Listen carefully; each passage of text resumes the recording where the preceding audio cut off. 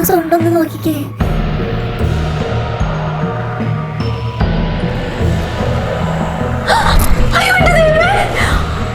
എന്തമ്മ ശ്വാസമില്ല. എന്നാ നോക്കിയേക്കാതെ എടുത്ത് ഹോസ്പിറ്റലിലേക്ക് കൊണ്ടുപോവ്. പക്ഷെ ആ ജീവി പുറത്തുണ്ടെങ്കിലോ? അതൊക്കെ വരുന്നിടത്ത് വെച്ച് കാണാം. അമ്മ മാമനെ പിടി.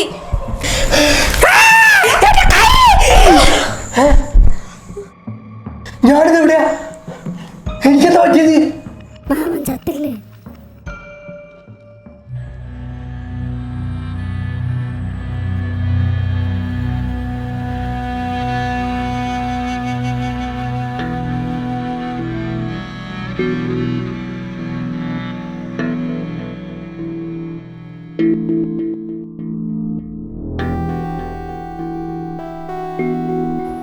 അല്ല, ഇങ്ങനെ ആലോചിച്ചിരുന്നിട്ട് എന്താ കാര്യം? ഇതിനെന്തെങ്കിലും പരിഹാരം കാണണ്ടേ? കാണണം, കാണാതിരിക്കാൻ പറ്റുമല്ലോ. എന്തോ ബുജ്ജമ്മ സുഹൃത്തം കൊണ്ടാ ഞാൻ ജീവനോട് രക്ഷപ്പെട്ടത്. എന്തായാലും ഒരു കാര്യത്തിൽ ആശ്വാസമുണ്ട്. നമ്മൾ വിചാരിച്ച കാര്യങ്ങൾ തിരിച്ചുവിടാൻ പറ്റും എന്നതില്. എന്നാ എനിക്കത്ര ഉറപ്പ് വരാ ഈ കാര്യത്തില്. ഇന്നലെ രാത്രി ഞാൻ രക്ഷപ്പെട്ട പോലെ ഇനി അങ്ങോട്ടുണ്ടായിക്കൊള്ളണമെന്നില്ല. നിക്കിവിടെ ഒന്നുമില്ലല്ലോ. ഇല്ല, അവൾ അടുക്കള വശത്താ. സെപ്റ്റംബർ 8 നിക്കിയുടെ കാര്യത്തിൽ ഈ ഭാഗ്യം ഉണ്ടായിക്കൊള്ളണമെന്നില്ല. അപ്പൊ നിക്കിനെ ആ ജീവി കൊല്ലോ? എന്നെ കൊല്ലുന്ന കാര്യമാണല്ലോ സംസാരിക്കുന്നേ. ഒന്ന് പതുക്കെ പറയടി. പതുക്കെ പറയണം. എന്തപ്പം ഞാൻ പറയാം? ഒരു കാര്യം മാത്രം ഞാൻ പറയാം. ഞാൻ രക്ഷപ്പെട്ട പോലെ നിക്ക് രക്ഷപ്പെടില്ല. അയ്യോ, മാമൻ പറഞ്ഞതിൽ കാര്യമുണ്ടമ്മ. കാരണം മാമന്റെ കാര്യം നമ്മൾ കീറി പേജിലൂടെ അറിഞ്ഞു. അതുകൊണ്ട് നമുക്കത് മാറ്റിവിടാനും പറ്റി. നിക്കിയുടെ കാര്യം ഇതുപോലെ കീറി വല്ല പേജിലും ഉണ്ടെങ്കിലോ? അതെ, ഡയറി നമുക്ക് ഒന്നും കൂടി നോക്കാം. ഇനി എവിടെ നോക്കാനാ? നമ്മളത് മൊത്തം അരിച്ചു പെറുക്കിയതല്ലേ. അപ്പൊ നിക്കിന്റെ അപകടം തടയാൻ ഒരു വഴിയില്ലേ? ഇതുവരെ ഇല്ല. ചിലപ്പോ എന്തെങ്കിലും വഴി തെളിഞ്ഞു വന്നെന്നിരിക്കാം. അല്ലെങ്കിൽ അല്ലെങ്കിൽ നിക്ക് കൊല്ലപ്പെടും, അത്ര തന്നെ.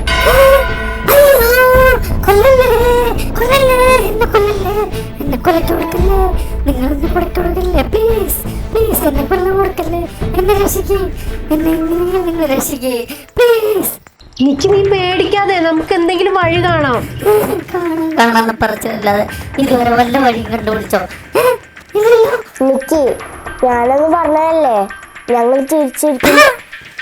ഡയലോഗ് ആർക്കും പറ്റും.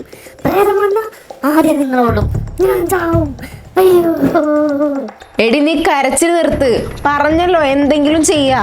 തേങ്ങക്കൊല്ല, നിങ്ങളൊന്നും ചെയ്യാൻ പോണില്ല. അയ്യോ, ഞാൻ മരിക്കും.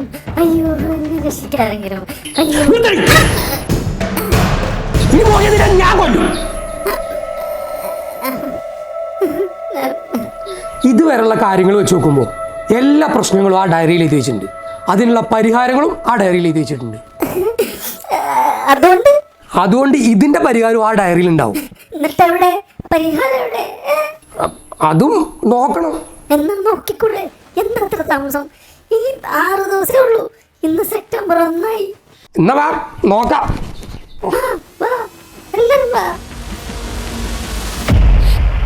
വീണ്ടും ഡയറി. ഇത് നോക്കിയതിന്റെ പകുതി സൂക്ഷിക്കാന്തി ഇപ്പം അടുത്തത് കാണിച്ചിരുന്നെങ്കിൽ ഇന്നിപ്പോൾ ഞാൻ 7 നിലയിലെത്തിയിട്ടുണ്ടാവും. ഡയലോഗ് അടിച്ചിരിക്കാതെ വേഗം നോക്കുന്നുണ്ട്.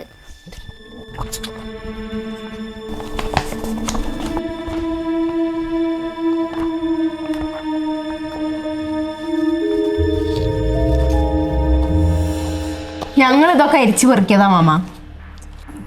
എന്നാലും നോക്കാലോ നമുക്ക്. വല്ലതും എവിടെയെങ്കിലും ഒളിഞ്ഞിരിപ്പുണ്ടെങ്കിലോ?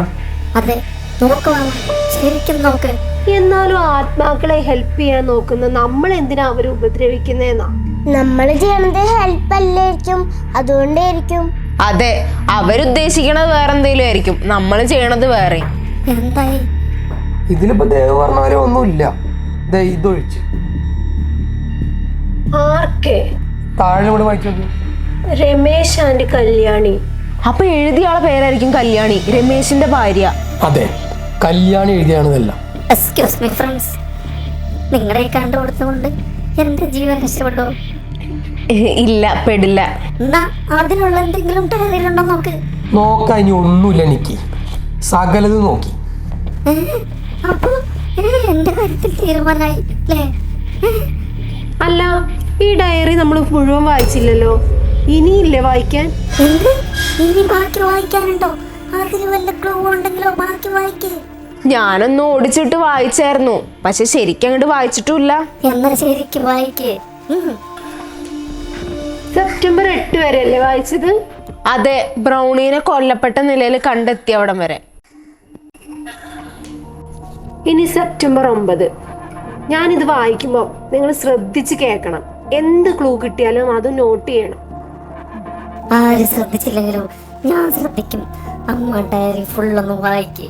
തുടർച്ചയായി ഓരോ ദുരൂഹ പ്രശ്നങ്ങൾ നടക്കുന്നതിൻ്റെ പിന്നിലെ കാരണങ്ങൾ ഈ വീടാണ് എന്ന് ഞങ്ങൾക്ക് മനസ്സിലായി. ഈ വീടിന് പിന്നിലെ രഹസ്യങ്ങൾ അറിയാൻ ഞങ്ങൾ ഒരു അന്വേഷണം ആരംഭിച്ചു. അപ്പൊ ഈ വീട്ടിൽ വന്നാണ് എല്ലാ പ്രശ്നങ്ങളും കാരണം. നീ ബാക്കി വായിക്കേ. സെപ്റ്റംബർ 11. നിലവറയിൽ നിന്നും കുറെ പഴയ പത്രക്കടലാസുകൾ കിട്ടി. ദേവ്, നീ അടുക്കള വശത്തെ വാതിലടച്ചില്ലായിരുന്നോ? ആ പൂച്ച പിന്നെയും കയറിയും തോന്നുന്നു. അമ്മയല്ലേ ലാസ്റ്റ് വന്നത്, അമ്മ അടച്ചില്ലായിരുന്നോ? ഞാനോ? നീയാണ് ലാസ്റ്റ് വന്നത്. ഓ, നിങ്ങൾ ആ ഡയറി ഒന്ന് വായിക്കുന്നുണ്ടോ? അതിൽ ശ്രദ്ധിക്കേ.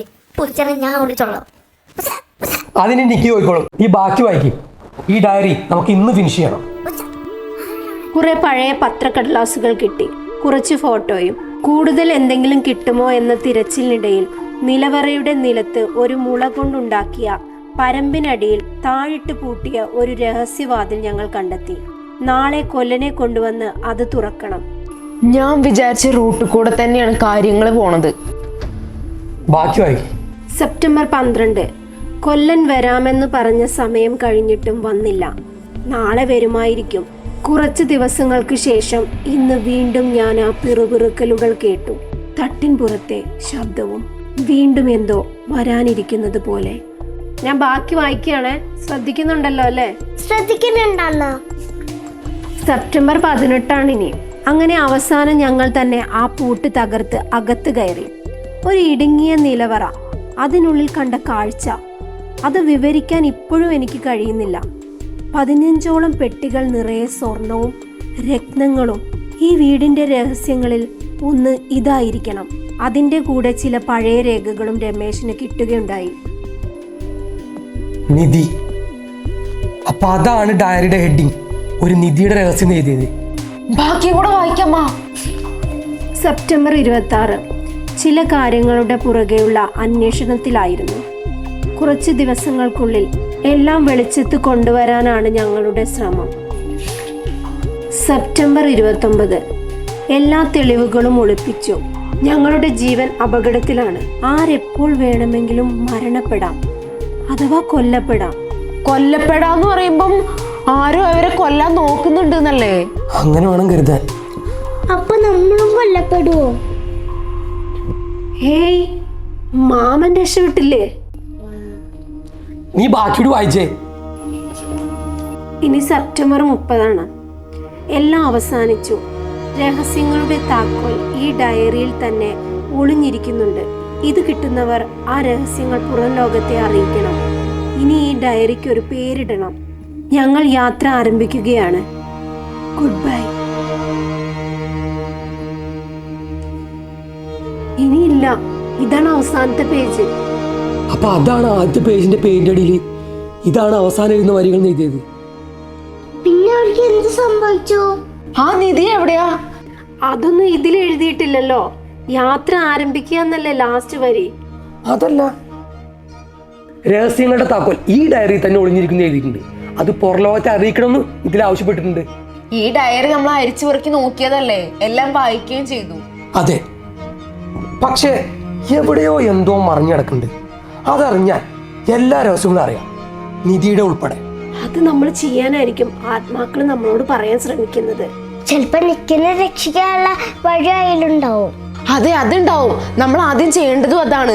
നിക്കിനെ. അല്ല, നിക്കി പൂച്ചനെ ഓടിക്കാൻ പോയിട്ട് ഇതുവരെ വന്നില്ലേ? ശരിയാണല്ലോ, കുറെ നേരമായല്ലോ പോയിട്ട്. നിക്കി, നിക്കി എവിടെ പോയി?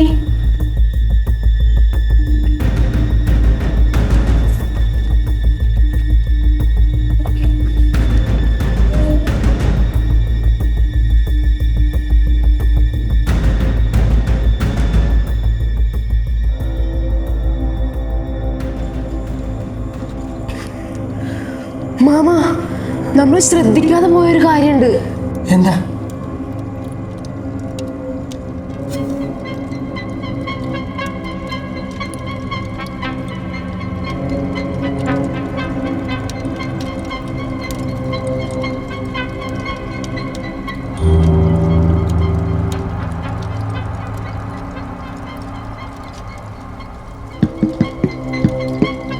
ഇതിലെന്താ?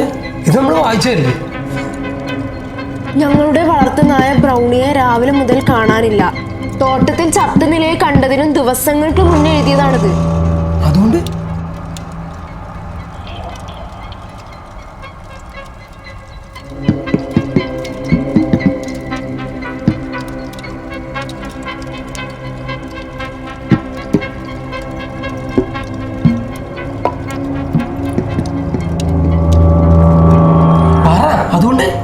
അതുകൊണ്ട് നിക്കീനെ ഇതേമാതിരി ദിവസങ്ങൾക്ക് മുന്നേ കാണാതാവൂലേ?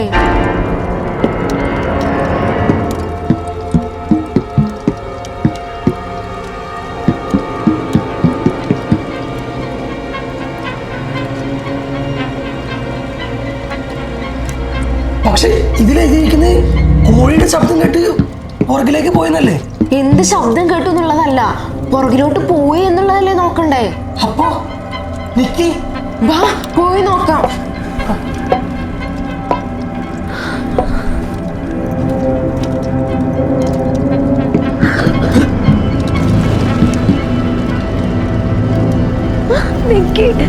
നിക്കിനെ കൊണ്ടുപോയി.